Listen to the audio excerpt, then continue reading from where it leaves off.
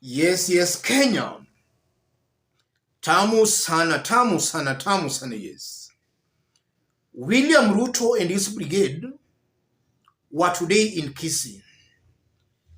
Listening to Ruto and Rigathi Gachagua, they were all blowing hot and cold. From one side of their mouths, they are attacking, insulting, and threatening Raila Odinga. From the other side of the mouth, they are saying they are ready to engage Raila Odinga as long as he stops mass action. That was William Ruto and Rigathi Gachagua. And to be specific, listening to William Ruto, Ruto was boasting on how he beat Raila Odinga in the August 2022 presidential election and on how he will beat Raila Odinga come 2027. And then the same William Ruto says he's ready to dialogue with Raila Odinga.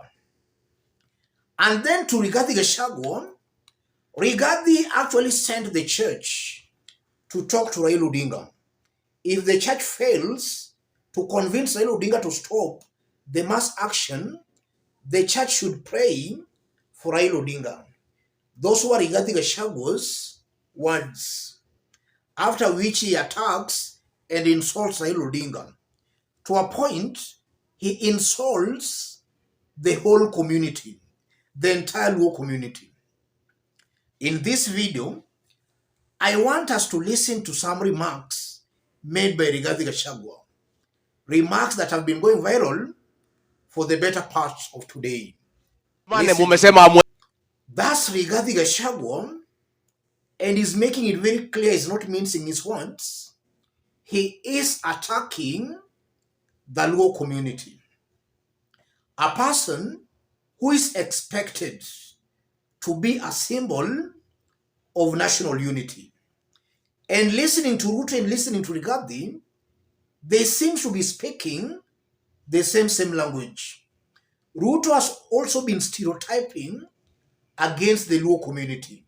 In fact, Rigathi is just copying from his master. What does that mean, ladies and gentlemen? The first thing coming on very clearly, William Ruto and his team are surrendering on Raila Molo Odinga. The only option they are now left with is to exchange words with Raila Odinga. Yes, they have tried using the police and even other arms of the security forces. All that has failed. It has backfired. Initially, William Ruto and Rigathi thought that because they control the instruments of power, they could use those to intimidate Raila Odinga. I'm seeing a team that is waking up to the reality that they can't do that in the 21st century Kenya. So what they are left with is just to issue empty threats, to exchange words with Raila Molo Odinga. That confirms they don't have any plan, any behind the scenes plans on how to deal with Raila Odinga. They don't have that plan, and I'm saying it with a lot of confidence. They are rudderless, planless, and clueless. They are there waiting for Raila Odinga, or rather waiting upon God maybe to intervene here. Secondly, listening to Rigathi Gachagua, I'm seeing a Rigathi Gachagua who is building or taking advantage of the bad ethnic politics that has characterized Kenya since independence. That's why Rigathi is clearly stereotyping against the Luo community.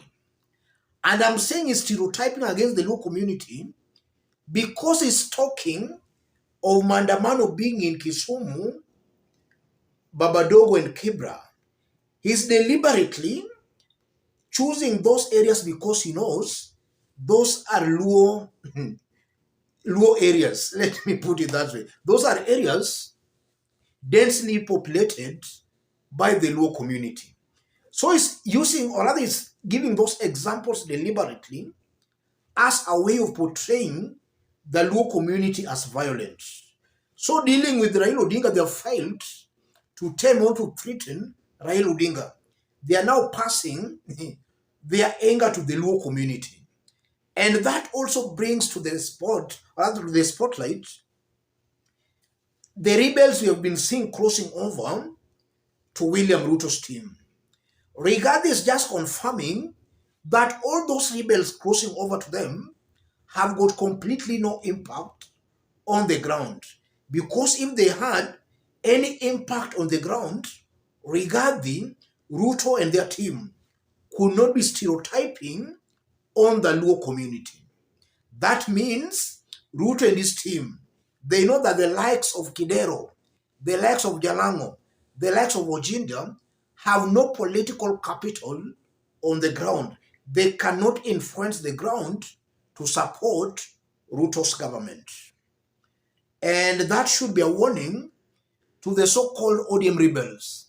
They should know, and they must be told, that even William Ruto and his team, already they know that eventually the rebels will actually come empty-handed from the ground. They'll not be able to influence any serious support for William Ruto on the ground. So a smart politician should actually look at his or her own political future. The so-called rebels dug their own political graves, and it's just a matter of time before they become politically irrelevant in the Luo politics. That's also something coming out very, very clearly. And also listening to Ruto and Rigathi Gachagua, you are seeing the open lies, because demonstrations were across the country. We saw demonstrations in Nakuru. There have been demonstrations in Nyeri, Murang'a, Kakamega, Busia, Mombasa, across the country. Even in Eldoret, there were demonstrations. Trans Nzoia, demonstrations were across the country. And you are seeing Rigathi lying in broad daylight.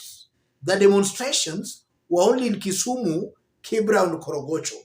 You are seeing leaders who are lying to Kenyans in broad daylight. And just as I've been saying, that also puts on the spot the integrity of these leaders. These are leaders not worth holding a public office.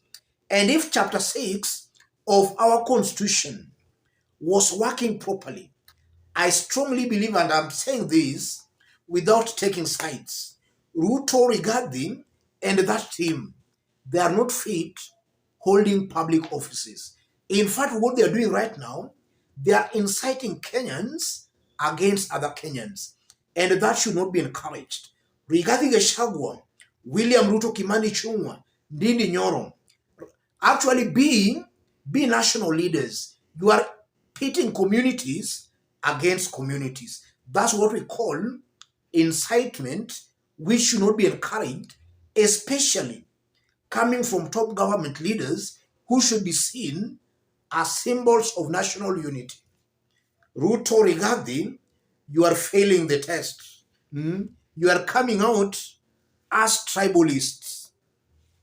As I conclude, ladies and gentlemen, I'm seeing a very high possibility where William Ruto, even though he's talking tough in public, behind the scenes, this is a team that is desperate for a dialogue with Raila Odinga. And I've always maintained that in public, what Ruto says in public is very different from what he does in private. And I'm saying that based on William Ruto's promises he made to Kenyans during the campaigns. He's doing the exact opposite of what he did promise Kenyans. And even in his public pronouncements, we can just take it to mean that behind the scenes, he's doing the exact opposite of what he's talking in public. In this case, it's very clear William Ruto is very desperate for a talk, for a handshake, for a dialogue with Raila Odinga. And that's exactly what is causing the jitters we are seeing with the Rigathi Gachagua. Because looking at Rigathi Gachagua, he seems to be very, very angry with Raila Odinga. It might be possible that Rigathi is trying to avoid the same scenario that happened between Uhuru and Raila Odinga, where William Ruto was edged out. In this case, I'm seeing a very high possibility where Rigathi feels that in the event there is a dialogue between Raila and Ruto, he will be edged out. That's exactly what is happening here, ladies and gentlemen. Let me stop it there. In case you are watching us, but you have not yet subscribed, subscribe, give this video a like.